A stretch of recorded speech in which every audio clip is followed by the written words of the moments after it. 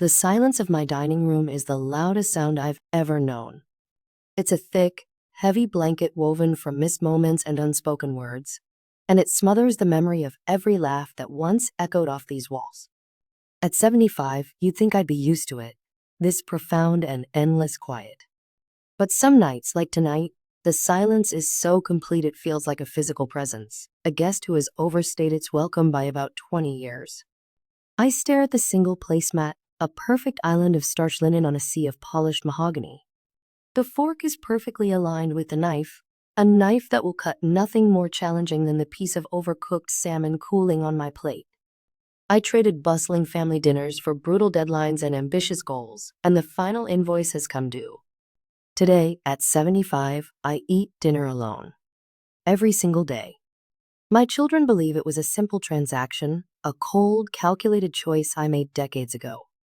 In the courtroom of their minds, I am perpetually on the stand, and the verdict was delivered long ago.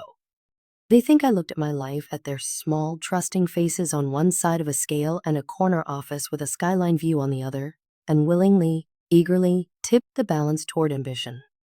They see my big, empty house, filled with furniture that has more memories of decorators than of family. They see the awards gathering dust on the mantle, trophies from a game no one else wanted to play. They see the price I paid, and they nod, satisfied with the neatness of the equation. What they don't see, what they can't possibly know, is that the price was much, much higher, and I wasn't the only one who paid it. The most devastating costs were hidden in the fine print, and their father was the one who signed the contracts.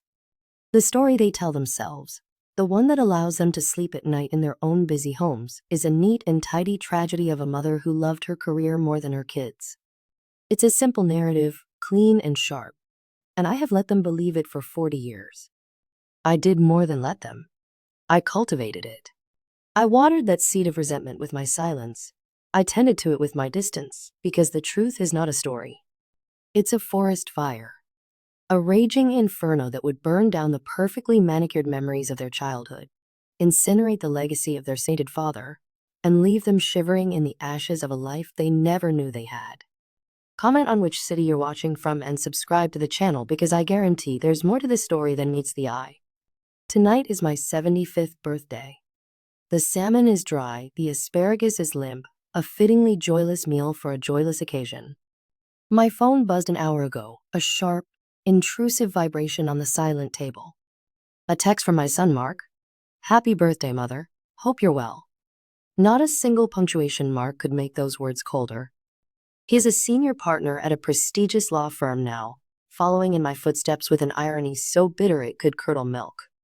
I taught him the language of boardrooms and depositions, the art of strategic distance and emotional detachment. He learned his lessons well. He uses that language now to keep me in a perpetual state of legal discovery, a person of interest in his life, but never a part of it. I taught him how to build walls, and he built the most impenetrable one right between us. Then, the obligatory call from my daughter, Sarah.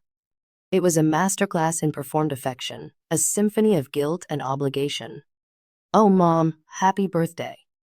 I'm so sorry we can't be there. Chloe has a fever, you know how it is. It's just one thing after another this week. We'll celebrate soon, I promise. The promise was as empty as the chair across from me, a puff of air that dissipated into the crushing silence. Sarah, a beloved second-grade teacher, a doting mother of two. She has dedicated her entire life to being everything I wasn't. Her meticulously curated domesticity, her patient presence at every school play and soccer game, each act is a quiet, desperate rebellion against the mother she remembers, the one who missed her third-grade play for a quarterly review. She doesn't remember why that review was so critical. She only remembers the gaping hole of the empty seat in the front row, a void that has defined me in her eyes ever since. I push the plate away, my appetite a distant memory. My gaze drifts to the mantelpiece, past the gleaming, soulless trophies for Businesswoman of the Year from 1988 and 1992. My eyes land on the old, dark cherry wood box. It's not large, but it feels heavier than the whole house. It's locked with a small, tarnished brass keyhole.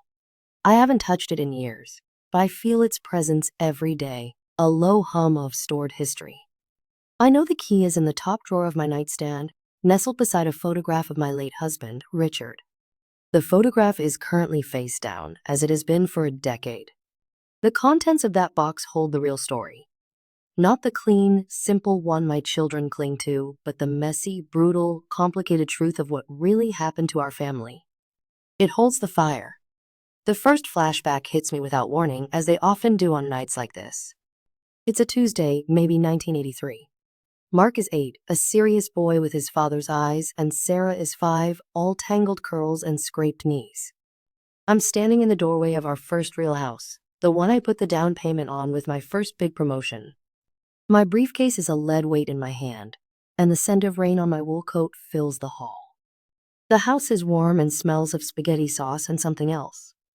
Richard's cologne, the expensive kind he'd started wearing. He's in the living room, building a lopsided castle out of blocks with the children. They erupt in cheers as he places the final, precarious block. He looks up at me, and his smile is wide, charming, the smile that could sell sand in the desert. The smile that had sold me a version of our life that never really existed. "Look who it is," he says, his voice just a little too loud. A little too performative for the small audience. Mommy decided to come home. Mark and Sarah look at me, their faces blank for a heart-stopping moment before the magnetic pull of their father and his game wins out. They turn back to the castle. The connection is already broken. I'm an interruption to their joy, a shadow in the doorway. "The merger is getting complicated," I say, my voice thin and tired. I can already feel the familiar, bitter cocktail of guilt and defensiveness brewing in my stomach. I had to stay and finalize the paperwork. There were discrepancies. Richard stands up, brushing imaginary dust off his perfectly creased slacks. He walks over and gives me a perfunctory kiss on the cheek. His lips are cool, his touch fleeting. "Don't you worry, Eleanor. I've got it covered here. You focus on climbing that ladder for us. The kids and I will be fine. We'll hold down the fort." On the surface, it sounded like the most supportive thing a husband could say. A modern man, a champion of his wife's career. But I heard the subtext, the subtle poison lacing the sweetness of his words. For us, as if my ambition wasn't a fire inside me, but a utility for the family he was so capably managing in my absence. He was positioning himself as the hero, the warm heart of the home, while casting me as the cold, distant provider. It was a brilliant, insidious strategy, and I was too exhausted to fight it. My bones ached. I just wanted to take off my heels and sit down for 5 minutes without having to justify my existence. I let him paint the picture. And over the years, the portrait of the absentee mother became his masterpiece. My phone rings again. A shrill cry that startles me out of the memory. It's my neighbor, Carol, a widow with kind eyes and too much time on her hands. "Eleanor. Happy birthday, dear. I saw your lights on, just wanted to make sure you were all right over there all by yourself." Her voice is syrupy with concern. "I'm fine, Carol, thank you," I say, forcing a cheerful tone that feels like swallowing glass. "Just enjoying a quiet evening." "Well, you let me know if you need anything at all. I made a lemon pound cake. I could bring a slice over." "No, thank you, Carol, I'm quite full." I hang up, the kindness of a near stranger feeling like a sharp jab. It's a spotlight on the chasm between the life I present to the world, the strong, self-sufficient Eleanor Davis, and the one I live inside these 4 walls. I walk into the living room, the plush carpet muffling my steps, absorbing all sound. The cherry wood box on the mantel seems to hum with unspoken words. It's a Pandora's box, and I've been its terrified guardian for decades. Opening it would unleash chaos, but leaving it closed has condemned me to this silent, lonely purgatory. I remember another night, a few years later. Sarah was 8. It was the night of her school play. She was playing a buttercup in a spring pageant. A non-speaking role, just one of a dozen flowers on stage, but to her, it was Broadway. I had promised, sworn on a stack of legal pads, that I would be there. I had a huge presentation the next day for a new client, the one that could finally get us out of the financial hole Richard had quietly been digging. But I had rehearsed it 100 times. I could leave for 2 hours. Nothing could be more important than seeing my daughter's face light up from the stage. At 4 p.m., my office phone rang. It was Richard. "Honey, bad news," he said, his voice laced with that practiced, theatrical sympathy he was so good at. "The bank called. That check for the mortgage, it bounced." My blood ran cold. The air left my lungs. "What? That's impossible." "I transferred the money myself last week. I have the receipt." "Well, it seems there was a mix-up," he stammered, and I could picture him running a hand through his hair, a gesture of feigned helplessness. You know that little investment I told you about? The sure thing with my friend from the club? It wasn't so sure. In fact, it was a total loss. I had to pull some funds to cover it. I was going to tell you, Eleanor, I swear. I thought I could fix it before you noticed. Fix it. His favorite phrase, he was always fixing things. He broke a vase. He'd fix it with glue that never held. He'd overspend on some new gadget. He'd promised to fix it by returning it, which he never did this time. He'd fixed our mortgage payment into oblivion. Richard, how much? I asked, my voice dangerously calm. The way it got before I eviscerated a witness on the stand, the number he gave me made me physically sick. It was more than the mortgage. It was nearly all of our liquid savings gone on a sure thing, whispered over whiskey at the 19th hole. I have to fix this, Richard, I said, my mind racing, spreadsheets and projections flashing behind my eyes. The presentation tomorrow. If I land this account, I can ask for an advance, a significant one. I can cover it before the bank starts foreclosure proceedings. What about Sarah's play? He asked, and the feigned innocence in his voice was a masterpiece of manipulation. He knew the answer. He had engineered this outcome. She'll be heartbroken. You know why I can't go? I whispered, my knuckles white as I gripped the phone. This is your mess. You have to explain it to her. Tell her, I'm so sorry. Tell her something came up. Of course, honey, he said soothingly, the relief in his voice palpable. I'll handle it. I'll be there for her. You just go save the day like you always do. That night, while I was in my fluorescent-lit office until 3 a.m., reworking my entire presentation to be more aggressive, more undeniable, Richard sat in the front row of the school auditorium. He held a bouquet of daisies and filmed the entire play on his brand new camcorder, the one he'd bought with the grocery money 2 weeks prior, claiming it was an investment in our family memories. After the show, he knelt down in front of our 8-year-old daughter, his face a perfect mask of sorrow, and delivered the poison. Mommy's work was very, very important tonight, he told her, his voice breaking just enough. More important than seeing her little buttercup. He didn't say, Mommy has to work late to pay for a very big mistake Daddy made.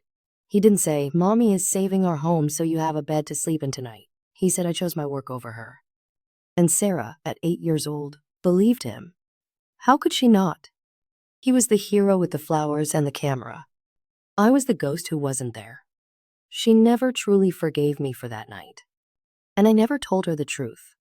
I swallowed the poison of his lie and let it eat away at the foundation of our relationship, because telling her the truth would mean destroying her perfect, fun-loving father. It was a sacrifice. I sacrificed her love for me to preserve her love for him. Subscribe now. You won't believe the twist that's coming. The years that followed fell into a predictable, soul-crushing pattern. Richard was the sun around which our family life orbited, planning elaborate vacations he couldn't afford, buying extravagant gifts on credit cards I didn't know he had, being the fun dad who let the kids eat ice cream for dinner when I was stuck at the office finalizing a deal that would pay for that very ice cream. And I was the moon, a distant, cold satellite whose only function was to reflect his light and, more importantly, to manage the invisible, chaotic tides of his financial recklessness. I became more and more successful. I had to. Every promotion, every bonus was another patch on a perpetually sinking ship. I opened my own firm, and the legal world saw me as a titan, a trailblazer for women in corporate law. My children saw me as a ghost who occasionally haunted the hallways of their home, leaving behind the scent of expensive perfume and the faint rustle of legal briefs. Mark, especially, grew hard. He saw my long hours not as necessity but as a personal rejection. He was a teenager now, and Richard would stoke the flames with surgical precision. Your mother is a brilliant woman, he'd tell Mark, a paternal hand on his shoulder as they watched a game together. Some people are just built for the boardroom, not the living room. It's nothing personal. That's just who she is. It was all personal. Every word was a carefully placed stone in the wall between my son and me, a wall built with my money and Richard's lies. I tried in my own clumsy, exhausted way. I'd bring home expensive gifts, trying to buy back the time I'd lost. A new video game console for Mark, a designer handbag for Sarah when she turned 16. Mark would give me a curt thank you and disappear into his room. Sarah would look at the gift, then at me, with eyes that said, this isn't what I wanted. What they wanted was me. But the me They wanted the relaxed, present, carefree mother was a luxury I couldn't afford. A luxury their father's secrets had stolen from us all. I remember one Christmas Eve with brutal clarity. The kids were in college, home for the holidays. I just closed the biggest case of my career, a hostile takeover defense that had been my life for 6 months. I came home, bone-weary but triumphant, carrying bags from the most expensive stores on Fifth Avenue. "We're saved, Richard," I said, my voice giddy with a relief so profound it felt like intoxication. "I can pay off everything. The second mortgage you took out without telling me. The consolidated credit card debt. All of it. We can finally breathe." He was sitting by the fire, a glass of dark whiskey in his hand.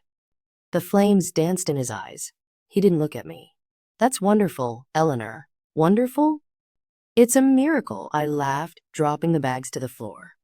"Next year, I'm taking a step back. I'm promoting my junior partner. More time at home. We can travel. We can be a family again. No more secrets." He finally turned to look at me, and his eyes weren't filled with relief or joy. They were filled with something cold and sharp. Fear. "They don't want you home, Eleanor," he said, his voice flat and devoid of its usual charm. "They're used to how things are. You have your world, and I have mine with them. Don't try to change it now. You'll only make things awkward." It was then that I finally truly understood. It wasn't just about covering his financial tracks anymore. He liked this arrangement. He had successfully curated a life where he received all the love, all the adoration, and I did all the work and shouldered all the blame. He was the beloved king of a small, warm kingdom built on a mountain of my earnings. And I was the dragon, hoarding gold in a faraway cave, a necessary evil to be spoken of in hushed, resentful tones. My return to the kingdom would threaten his reign. He needed me to be the villain of the story. It was the only way he could remain the hero. I didn't fight him. The fight had gone out of me. I just stood there in my expensive coat, surrounded by gifts nobody wanted, and felt the last bit of fragile hope drain out of me like blood from a fatal wound. That night, I slept in the guest room. I never truly moved back into our bedroom after that. The silence in my house started long before Richard died of a sudden heart attack 5 years later, leaving me with a mountain of hidden debt and 2 children who mourned him as a saint. The silence started the moment I realized my husband was not my partner, but my saboteur.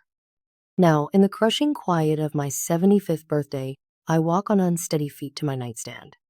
My hand hovers over the drawer. The key is in there, and so is the proof. The letters he wrote to another woman, a woman named Annette, detailing his lies, complaining about the cage of his marriage to a cold, ambitious workhorse who didn't understand him. The bank statements he hid in a false bottomed box in the attic, showing the casino withdrawals. The wire transfers to offshore accounts, the loans from shady lenders with names like Vinny's Quick Cash, and the draft of a restraining order my lawyer drew up for me 30 years ago. The one I could never bring myself to file because I couldn't bear the thought of what the fallout would do to Mark and Sarah. My hand shakes as I pull open the drawer. The old wood whispers a protest. The key is cool to the touch. It feels less like a key and more like a weapon. For 40 years, I've protected my children from the truth. But in doing so, I've starved them of a mother. I look at my reflection in the dark television screen. A lonely old woman in an empty house, a ghost in her own life. I have lived with the consequences of Richard's choices and my own choice to hide them for my entire adult life. Perhaps, I think, my hand closing around the key, the fire is better than the cold. Perhaps it's time to burn it all down and see what, if anything, can grow from the ashes. A sudden, sharp pain explodes in my chest, a vice of pure agony. It radiates down my left arm, stealing my breath. I gasp, stumbling back, knocking over a lamp which crashes to the floor. The room tilts sideways, the ornate furniture swimming before my eyes. My hand clutches my chest, the key digging into my palm. The floor rushes up to meet me, and as the world goes dark, my last thought is not of deadlines or stock portfolios. It is of my children's faces, and the one story I never had the courage to tell. The paramedics were kind, their voices calm and professional as they worked around me. The hospital was sterile, a world of beeps and antiseptic smells that scrubbed away all personality. A mild heart attack, the young, earnest doctor said. A warning shot across the bow. As I lay in the starchy bed, a network of wires tethering me to monitors that beeped a steady, indifferent rhythm beside me, I had a lot of time to think. The heart attack didn't scare me. Dying didn't scare me. What scared me was the thought of dying in this bed, with that cherry wood box still locked, my story dying with me. Leaving my children with a caricature of their mother, a villain I had helped create. Mark and Sarah arrived the next morning. They stood awkwardly at the foot of my bed, their faces a carefully composed mask of concern and practice duty. They looked like two strangers attending the wake of a distant relative. "The doctor said you're stable," Mark said, his lawyerly tone betraying no emotion. He was reporting the facts of the case. "They want to keep you for observation for a couple of days." Chloe was so worried, Sarah added, wringing her hands, her go-to gesture of distress. "We told her Nana was just very, very tired." Tired. That was the word, wasn't it? I had been tired for 40 years of bone-deep, soul-deep exhaustion that no amount of sleep could ever fix. "I need you to do something for me," I said. My voice raspy from the intubation tube they'd used. They exchanged a look. The familiar "here it comes" glance I knew so well. They were expecting a plea for them to visit more. A guilt-laden request for time they didn't have. "I need you to go to the house," I continued, my voice gaining a surprising strength. "On the mantelpiece in the living room, there's a dark cherry wood box in my nightstand drawer. There's a small brass key. Bring them to me, both of you together." Mark frowned, his professional mask slipping for a second. "Mother, is this really the time for sentimental things? You need to rest." "Yes," I interrupted, looking him directly in the eye with a resolve he hadn't seen since he was a teenager trying to break curfew. "It is exactly the time. Please just do this one thing for me." The finality in my tone must have registered as an order, not a request. They hesitated. Then Sarah gave a slow, uncertain nod. "Okay, Mom will go get it." They returned 2 hours later. The small hospital room felt suddenly claustrophobic, charged with a strange, heavy energy. Sarah carried the box, holding it away from her body as if it were radioactive. Mark had the key in his hand, pinched between his thumb and forefinger as if it were a contaminated piece of evidence. They placed the box on the rolling table that hovered over my bed for a long moment. Nobody spoke. The only sound was the rhythmic, electronic beep of the heart monitor. It felt like a countdown to a detonation. "What is this, Mom?" Sarah finally asked, her voice a whisper. I took a deep, shuddering breath. "It's the truth," I said simply. I looked at Mark. "You're a lawyer. You value evidence. You believe in facts. Well, the facts of my life, of our lives, are in this box. The story you've been telling yourselves for 30 years is based on incomplete information. It's time for the discovery phase." I nodded toward the lock. "Mark, please open it." He hesitated, his gaze flicking to Sarah, who just shrugged, her eyes wide with a mixture of fear and irresistible curiosity. With a deep sigh of resignation, Mark inserted the key into the small, ornate lock. It turned with a stiff, grinding click that seemed to echo in the silent room. He lifted the lid. A faint, musty smell of old paper and dried secrets rose from the box. He reached in first, pulling out a sheaf of yellowed papers held together with a brittle, cracked rubber band.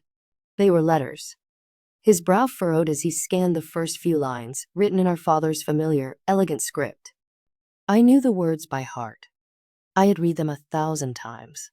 "My dearest Annette," the letter began, "another night alone while the queen bee is out conquering the world. She thinks her work is so noble, saving the family from a ruin of her own making. If only she knew the ruin was my only escape from her. She is a marvel of efficiency, a brilliant mind, and as cold and empty as a winter sky. Being with you is the only warmth I have left. Your laughter is the only music in my life."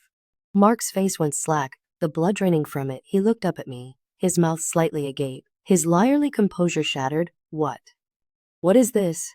"Read on," I said quietly. "There are a dozen of them." Sarah leaned over his shoulder, her eyes scanning the page. She gasped, her hand flying to her mouth. A gesture of genuine shock. This time they began to shuffle through the letters, their movements becoming more frantic. Letters detailing a decade-long affair, letters meticulously painting me as a frigid, power-hungry monster and their father as a trapped, romantic soul yearning for love. Beneath the letters were the bank statements, thick stacks of them, hidden accounts, loans from predatory lenders, credit card bills filled with charges from Las Vegas, Atlantic City, the Bahamas, jewelers in towns we'd never visited. The numbers were staggering. An avalanche of debt he had hidden beneath his charming smile. "I don't understand," Mark whispered, shaking his head as if to clear it. Dad always said you controlled the finances with an iron fist. I did. I said, my voice thick with unshed tears, or I tried to. I was always one step behind him, trying to plug the holes in a dam he was actively dynamiting. That big merger in '83? The one I worked on for months? It was to cover the $50,000 he lost on a sure thing stock tip from a guy at his golf club. It was the money for the down payment on our house. Gone in an afternoon, I turned my gaze to Sarah, whose eyes were now swimming in tears of confusion and betrayal. The night of your third grade play, sweetheart, I didn't miss it because of a quarterly review. I missed it because your father had gambled away our mortgage payment.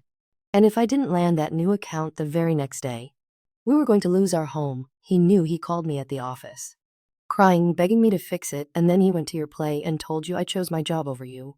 The room was utterly still. The beeping of the monitor, the only sound in the wreckage of their childhood memories. They saw it now.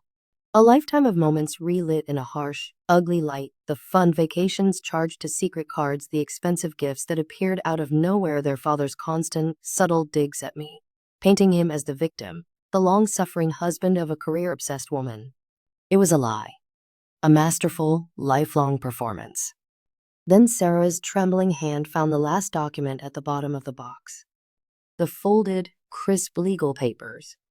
The petition for a restraining order against Richard M. Davis, citing emotional abuse and pathological financial recklessness. Dated 1990. You were going to leave him, she breathed, looking at me with dawning, horrified understanding. Why didn't you? Why did you stay? This was it. The final, most painful piece of the truth. My whole body ached with the weight of it.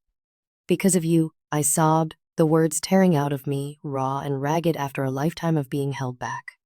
I went to the lawyer. I had the papers drawn up. I was ready to walk away and save myself.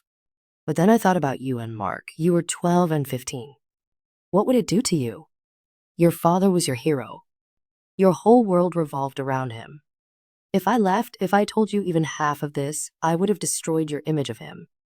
You would have had to choose, or worse, you would have hated me for ruining the family. So I made a different choice. I looked from Mark's stunned, ashen face to Sarah's weeping one. I didn't trade you for deadlines and goals, I said, my voice breaking with the force of my grief. I traded myself for you. I let you hate me so that you could love him. I let him make me the villain in your story so he could stay your hero. I stayed, and I worked myself to the bone to give you a beautiful home, good schools, a life without the constant, grinding fear of financial ruin. To protect you from the man I married. I thought that was what a mother was supposed to do. To sacrifice. So I sacrificed your love for me. And it has been the great, silent tragedy of my life. The collapse was absolute. The carefully constructed dam of my composure, held in place for 40 agonizing years, burst. I wept. I wept for the young woman who had to choose between her own sanity and her children's innocence. I wept for the missed birthdays, the cold shoulders, the years of quiet resentment I had endured. I wept for the lonely dinners and the empty, echoing house. I wept for the mother I never got to be and the love I never got to have. Mark and Sarah just stood there, frozen, the evidence of my secret life spread out before them like pieces of a bomb. The truth hadn't just recontextualized their mother. It had desecrated the sacred memory of their father. Their entire history was a lie. And as my sobs filled the sterile room, Sarah slowly, hesitantly came forward. And for the first time since she was a little girl with a scraped knee, she sat on the edge of my bed, took my hand in hers, and cried with me. Healing is not a single, cinematic moment. It is a slow, painful process, like resetting a bone that has healed incorrectly. The days after my hospital stay were quiet and strange. The silence in my house was different now. It was no longer a heavy, suffocating presence. It was an empty space, waiting, expectantly, to be filled. Mark and Sarah didn't offer grand apologies or dramatic pronouncements. The truth was too big, too seismic for that. Instead, they started showing up. Quietly, awkwardly at first. Mark would call on his way home from work, his voice stripped of its usual liarly cadence. He wouldn't report on his day. He'd ask about mine. He'd ask questions about the past, tentative and careful, like an archaeologist brushing dust from a fragile fossil. That summer Dad took us to Disney World, he asked one evening, his voice low. The trip you said you were too busy for. Was that? He put it on a credit card I didn't know he had, I answered softly, the truth no longer a burden but just a fact. I found the bill 3 months later. The entire bonus I got that year went to paying for your happy memories. He was silent for a long time on the other end of the line. Sarah started bringing my granddaughter, Chloe, over on weekends. Not out of obligation, but with a new, gentle purpose. One Saturday, I watched from my armchair as Sarah helped Chloe with her homework at my dining room table, the very same table where I had eaten alone for so many years. Sarah looked up and caught my eye, and in her gaze I saw not pity, but a profound, sorrowful understanding. A shared grief for the years we had lost to a lie. She was mourning her father, but she was also mourning the mother she never knew. One evening, about a month after I came home, my doorbell rang. It was both of them. Mark was holding a bag of Thai food, its fragrant steam fogging the cool evening air, and Sarah had a bottle of wine. We figured you might be tired of your own cooking, Mark said, a small, shy smile touching his lips. It was the first genuine smile he'd given me in 20 years. They didn't wait for me to set the table. They went into the kitchen, a space they had treated like a stranger's for decades, and grabbed plates and silverware. Their movements were easy and familiar in a house that was finally starting to feel like a home again. We sat at the dining room table, the three of us. There were no starched placemats, no polished forks, just paper cartons of noodles and curry, and 3 people fumbling their way back to each other across a wasteland of lost time. We talked. We talked about their father, not with anger, but with a new, complex sadness. They shared memories that now looked different in the harsh light of the truth. His effortless charm that bordered on manipulation, his explosive generosity that was actually a form of theft. We talked about me, about my career, about the choices I made. For the first time, they saw my ambition not as a selfish desire, but as a desperate act of survival. A shield I had raised to protect them from the storms he created. As the evening wound down and the wine bottle stood empty, Sarah reached across the table and rested her hand on mine. Her skin was warm. I'm sorry, Mom, she whispered, her eyes shining. We're so sorry. I squeezed her hand, my heart once broken and now scarred, feeling full for the first time in an eternity. The past is the past, I said, and I meant it. All we have is now. I no longer eat dinner alone every day. Sometimes Mark stops by after a late day at the office, loosening his tie as he walks through the door. Sometimes Sarah and Chloe come for a simple weeknight meal, their laughter filling the rooms that were once so silent.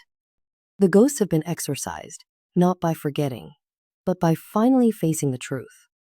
My sacrifice was not in vain, but the greatest gift I ever received was the day I finally found the courage to take my own story back. Love, I've learned at 75, is not about creating perfect, painless narratives. It's about having the strength to survive the real one, together. Comment which part of the story left you speechless.